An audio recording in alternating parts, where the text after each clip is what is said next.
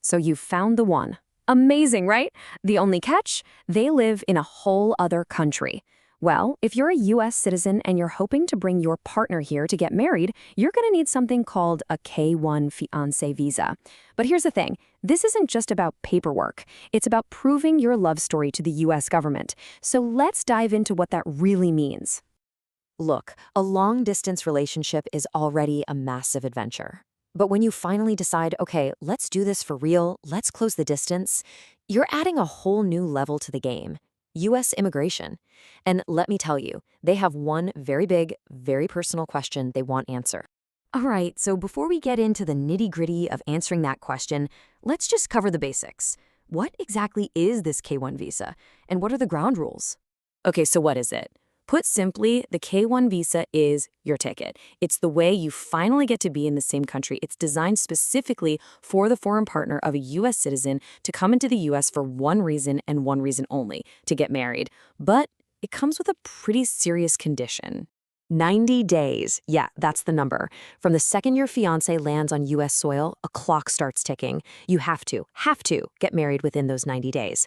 And there are no extensions, no do-overs. If you don't make it, your partner's legal status is gone, and they have to leave the country. It's a ton of pressure. So this brings us to the absolute heart of the matter.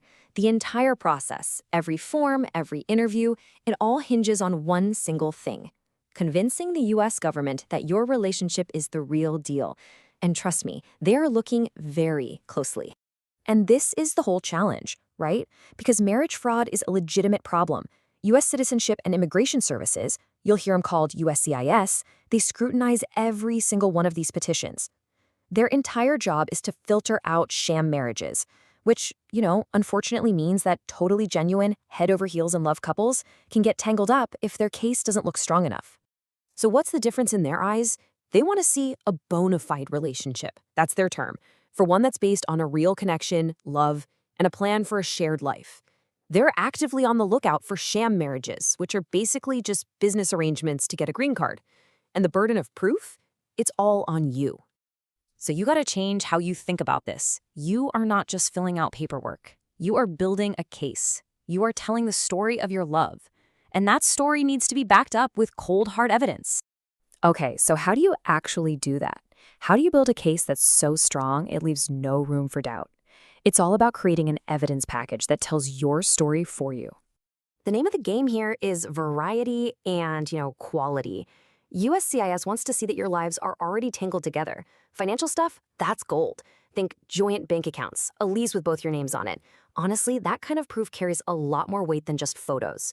But the personal side is still vital. You need pictures that show your relationship growing over time, and affidavits, which are just sworn statements from friends and family who can say, yep, they're the real deal. Now, you might be worried about certain things because immigration officers are definitely trained to look for what they call red flags. Things like a whirlwind romance, a big age gap, or not speaking the same language can definitely make them look twice. But here's the thing. These don't have to be deal breakers. The trick is to get out ahead of them. You provide extra evidence of your shared interests, you document your courtship like crazy, and you show exactly how you communicate, even if it's through translation apps. And listen up, because this is a huge one in today's world. Your digital life is absolutely part of your application. USCIS can and will look at your social media, so you've got to make sure your online world matches the story you're telling. A public profile that still says single or has 0 pictures of your partner? That is a massive red flag. Everything needs to be consistent. All right, after months of paperwork and waiting, you've made it. You've reached the final boss, the consular interview. This is where your fiancé goes, by themselves, to sit down with an officer and answer questions. It's the ultimate test of your story. The officer's goal is super simple, really. They just want to look your partner in the eye and decide if your story rings true. They'll ask about everything. How you met, the proposal details, your parents' names, his parents' names. They're checking for those little details that only a real couple would know. So how do you prep for this? It's all about feeling confident. Go through your entire application together, line by line, so your stories match. Practice answering common questions, and always be honest. Now here's a term to know just in case.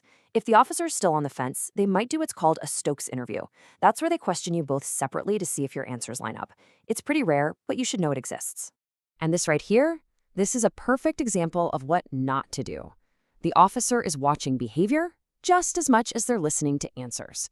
Being crazy nervous, giving vague answers, or, and this is a big one, having the American partner try to jump in and answer for their fiancé, those are all seen as signs that something's off. Your partner has to be able to tell your story on their own. And honestly, this might be the single best piece of advice you'll get for the interview. If you don't know the answer to something, like, say, your partner's favorite band from when they were a teenager, it is so much better to just say, I don't know, than to guess and be wrong. Honesty just feels more real than a perfect but flawed performance. Okay, so you did it. You passed the interview. The visa's approved. It's an amazing feeling. Congratulations. But believe it or not, the journey isn't quite over. Now the fun part begins, actually starting your life together. Remember that 90-day timeline we talked about? Well, as soon as your fiancé arrives, that clock starts ticking. You get married, and then you immediately file for something called an adjustment of status. That's the official application to change their K-1 visa status into a green card, making them a lawful permanent resident. Now, here's something important to know. You don't just get a permanent 10-year green card right off the bat. Because the marriage is so new, you'll get what's called a conditional green card. It's only good for 2 years. Think of it like a probationary period, where you have to keep proving your marriage is legit. So right before that 2-year card is up, there's one last big form to file, the I-751, petition to remove conditions. This means you have to submit a whole new batch of evidence showing that you've built a real life together over the past 2 years. Once that gets approved, your partner finally gets their permanent green card. So after all of this, what's the big takeaway? The most important thing to remember is that USCIS isn't looking for some perfect Hollywood movie romance. They're looking for a real one. Every couple argues, every couple has their quirks. What matters is that your commitment is authentic and that you've got the receipts to prove it. Look, the K-1 visa process is long, it's stressful, and it's demanding. But for countless couples, it is the bridge that finally brings them together in the same place. In a way, it forces you to document your journey and your love story like you never would have otherwise. So the final question, really, is for you. Is your love story ready to be told?